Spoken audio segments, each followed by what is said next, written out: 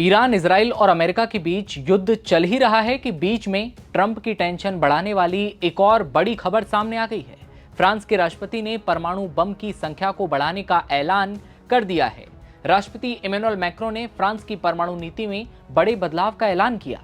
कहा कि फ्रांस के परमाणु शस्त्रागार में वॉरहेड्स की संख्या यानी परमाणु बमों की संख्या को अब बढ़ाया जाएगा।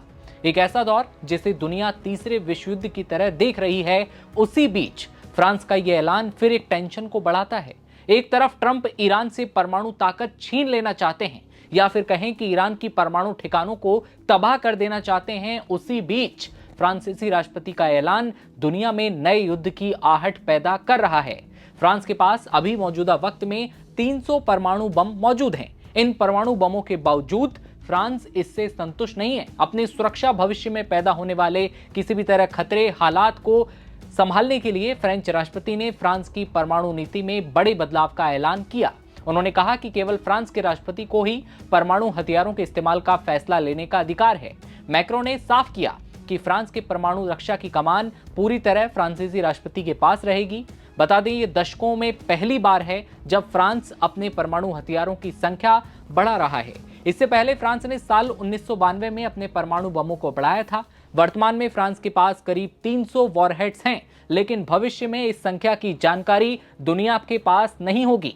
मैक्रों ने कहा कि वैश्विक चुनौतियों और प्रतिस्पर्धा के विकास को देखते हुए परमाणु निरोधक क्षमता को मजबूत करना जरूरी है ताकि फ्रांस की विनाशकारी शक्ति सुनिश्चित रहे। दूसरे शब्दों में अगर समझें तो ईरान, इजराइल और अमेरिका के युद्ध को देखकर फ्रांस की टेंशन बढ़ रही है। कहीं ऐसे हालात कभी फ्रांस के साथ पैदा हुए तो उससे पहले फ्रांस अपनी परमाणु शक्ति को बढ़ाने की तैयारी में है। तो क्या ट्रंप फ्रांस को रोकेंगे? जैसे ईरान के परमाणु ठिकानों को लेकर ट्रंप कहते आए हैं कि ईरान इतने परमाणु बम नहीं रख सकता या ये दुनिया के लिए खतरनाक है। ये सवाल उठना लाजमी है। क्या ट्रंप फ्रांस के लिए अब कोई एक्शन लेंगे? खैर, ये देखने वाली बात होगी। खबर पर रुख करते हैं। मैक्रो के भाषण का मकसद ये बताना था कि यूएस प्रेसिडेंट डोनाल्ड ट्रंप के साथ बार-बार तनाव से कॉन्टिनेंट पर जो चिंताएं बढ़ रही हैं, उनके बीच फ्रांस के न्यूक्लियर हथियार यूरोप की सिक्योरिटी में कैसे फिट होते हैं। और फिर ऐलान हो जाता है कि हम परमाणु बमों की संख्या बढ़ा देंगे।